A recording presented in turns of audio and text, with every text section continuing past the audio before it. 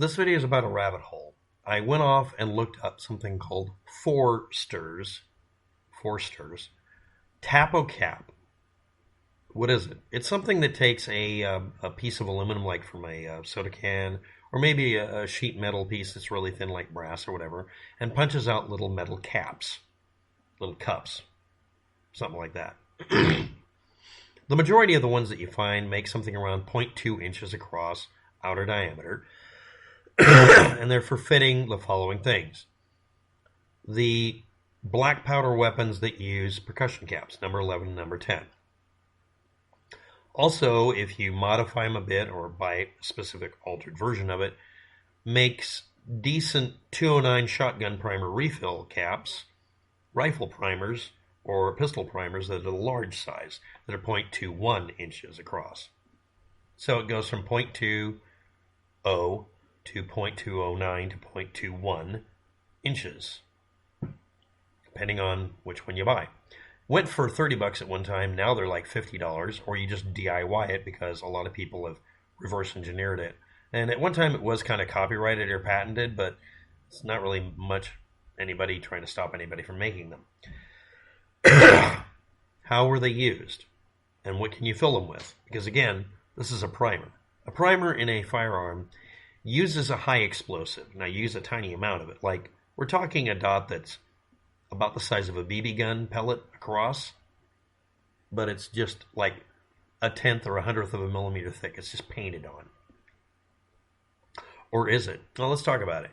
You get a hold of a paint stirring stick from the hardware store, drill a couple of 0.21 inch holes, use number 3 drill bit in it, so you can hold your primers, whether they're spent primers you're rebuilding or brand new ones you're punching. You place it in the stick and you clean out the interior. Now, this also matches the primer sizes that also include a little tiny steel object called an anvil. That'll become very important and dangerous in a minute. Warning, don't just wear eye protection, wear a face mask. And I recommend you also have a sheet of Lexan between your face and your hands doing this. I'll explain why in a minute. If you're recycling older ones, you clean out the inside, pull out the middle steel anvils, which will look like a little X or a 3-point clover. And you flatten out the dent in it, if it's one that's used, using a 1/8 inch punch or whatever will fit. Then you add in priming compound. You cut out using a 0.17 inch or 1/8 inch or whatever paper punch. You cut out something called a foil. It's a really thin layer of something like rice paper. It's just used to hold the priming compound in place. Warning, depending on which priming compound you're doing, it'll either be dry or wet mix. Make sure you know which one. And you only do tiny amounts over here, and then you transfer a really tiny amount into these. And the foil holds it in place, and if it's wet mix, it lets it soak up some of the water and forces it to form. You then press it in place with a 3/16 inch punch to press and seat it in. And then this is the part where you put in the anvil. Now remember, you have a little metal cup aimed right at your face, and you put in a very tiny amount of explosive. It hasn't gone off yet. And now you're putting in a tiny steel ninja star that can go right through your eyeball. You don't have to do any of this. You can buy primers. Okay? But the point is, if you're in a situation where you're screwed and you can't get replacement ones and you have to make a firearm work for hunting, acquiring food, or even just making a noisemaker to scare away bears. I mean, that's a legitimate thing. In fact, there's a story and actual occurrence of this. You leave everything to dry if it was wet mix, and then you can push the primers out of the stick. You can also spray it over with a thin layer of, let's say, some sort of coating, glue, hairspray, to try to keep it sealed. And you can load the primers. You can also optionally load them right after that with a little more propellant around the anvil. Or load it into the cartridge's primer pocket while you're putting the primer in. And depending on how it's pressed in, it will not go off. Anyway, it's 15 minutes or 12 hours, dry or wet mix. Knock yourself out. What else can you fill it with? What's the priming compound? This is where we get to the point I say something simple. Just use roll caps for a toy cap gun. Just do it. This is already, by the way, that priming compound seems awful dangerous. Gun caps are more unstable and more dangerous. They really are. That's why there's so much paper around each dot. If you punch them out to where there isn't a bunch of it around and you make a big stack of them, you're asking to get your face splattered or even worse. You can recharge primers with the following things. A $20 kit that's designed for this, that's made out of 4 parts of powdered material you mix together, and there's a wet or dry mix for it. It has a 20-year shelf life, and it's actually designed to do this, and it's a penny a pop for repriming. Okay. There's also the 2-part Armstrong mixture, aka how to blow yourself completely to kingdom come. If you make any more than a tiny amount, you're literally doing something the ATF has to regulate, not because they want you not to have something awesome, but because this is deadly. People who actually do this for a living do not want to fuck with Armstrong mixture most of the time. It's 2 parts red phosphorus, fuel, and 5 parts potassium chlorite or potassium perchlorite oxidizer. And maybe something to bind it together, which you really want to, like gum arabic, and you do it in a water slurry, and that won't blow up, except water slurries sometimes explode. And in locations in the past where they would mix it thinking it would be safe, the water slurry would destroy a city block. Again, people who do this professionally don't fucking want to mess with this shit, even though it's something you're shown how to do, and even currently in school or on TV or on YouTube. Now, cap guns, toy cap gun paper rolls are based on Maynard tape. Maynard tape was originally a primer for a gun. Just like the little roll, the roll caps are primer for a really old gun. The little cap gun caps that are rolls of, circles with 8 shots that are little plastic deals. Those are based on number 10 and number 11 primer caps. They're just toy versions of real things. By the way, that's actually another thing you can use instead, just as is. Again, just use the cap gun caps. But anyway, the cap gun caps, you place the red side up in the cup after you pop them out with a paper punch. They contain 0.1 grains of propellant mix, but it's really 0.025 grains of Armstrong mixture and some filler to make it less dangerous. Some 2015 caps would have that much. Those are the good ones. And they're a penny a pop for repriming if you use anywhere from 1, if you get really old school one from the 1960s that had triple the amount, or you put 3 of them in with the current ones. It all works out to a penny each reload. So why do we have the red phosphorus fuel Armstrong mixture that we mix ourselves and maybe blow our finger off versus a repriming compound for a penny a pop? Hey, it's all a penny a pop. What about 3 reprimings from a match? Real Strike Anywhere matches contain sesquiosulfide phosphorus tipped red sulfur fuel potassium chlorite or potassium perchlorite oxidized matchsticks. There's also the ones that are made safer than that contain one material and then are missing the other one on the little Strike Anywhere thing. Yeah, it's mixed into there. They mix temporarily during the abrasion process and it ignites it. 3 ring primings from 1 tip of Real Strike Anywhere match works out to, we're talking about a penny for 3 reprimings in some cases. For instance, this is 900 matches. These are actual Strike Anywhere. They're shitty versions, but they are real. And that was $5. So you can do the math. Each of those tips can reprime 2 primers for something heavy duty like a shotgun.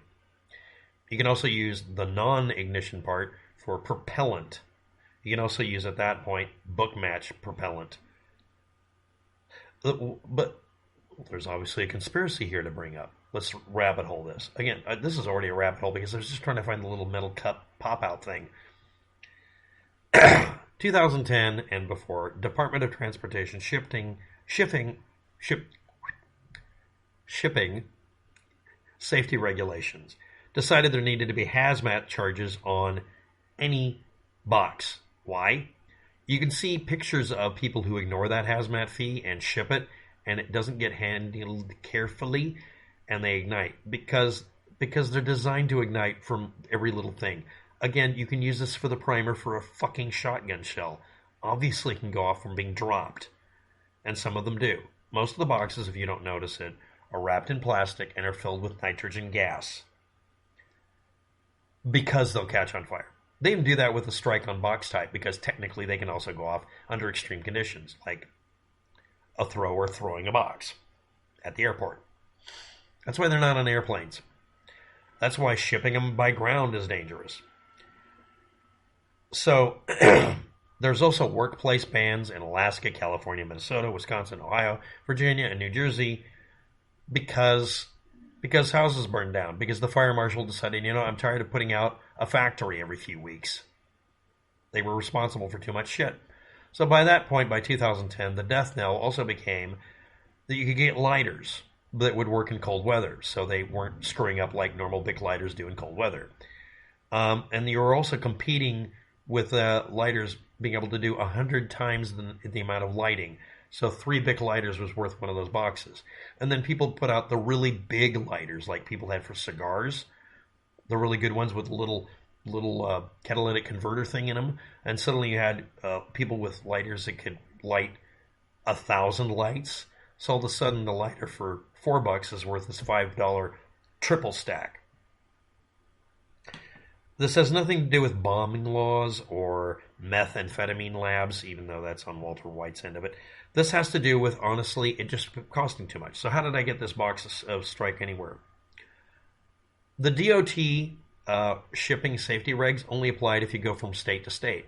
So Walmart and big chain stores, or just companies making matches, would park the truck on one side of the border and literally walk it across a building sitting straddling it, or a complex, and ship it by walking it. If you walk it across with your employees, it's not shipping. Yes, that's why you can find these at little stores, because they're still being shipped around. And they're not banned or illegal. They're just not. You can buy them.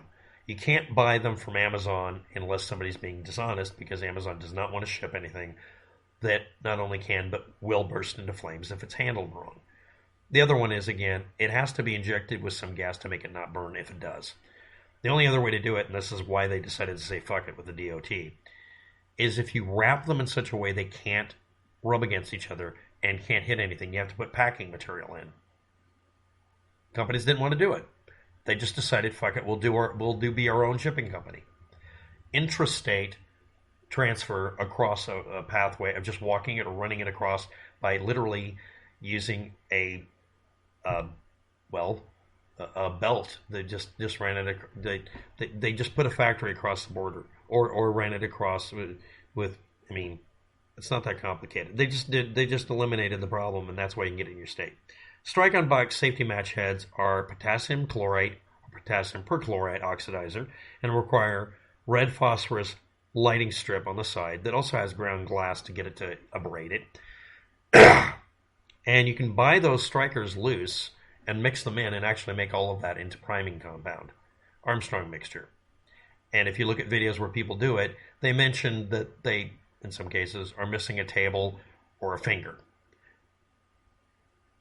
Don't make your own Armstrong mixture. Don't make it out of match heads. Just buy the damn toy caps. They are actually sold everywhere, and they are not restricted by DOT because they come with their own packing material around the explosive.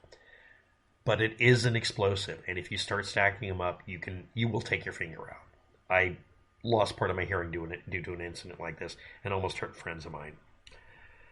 New old stock reel UCO, Ohio Blue Tip, and Diamond Green Light, and Penley Strike Anywhere matches may still be sold, sometimes at a premium. Don't buy them, just go local. And that's really about it. You can also look up all the sources below. Warning, there will be a single archive link below that links to an unedited version of this video's description area, so you can get all the links and or an imager. Because YouTube will flag me for really any bullshit reason they can come up with, and giving them only one link to flag is safer. So to review, if you want to use the Tap O cap or make your own version of it, DIY, I have links below. And if you want to make your own priming material, just use the cap gun caps. And remember, this doesn't affect it if you're using a plastic 12-gauge shotgun pistol, flare gun. Just saying. noisemaker. Thanks for watching. Have a good day. Good luck.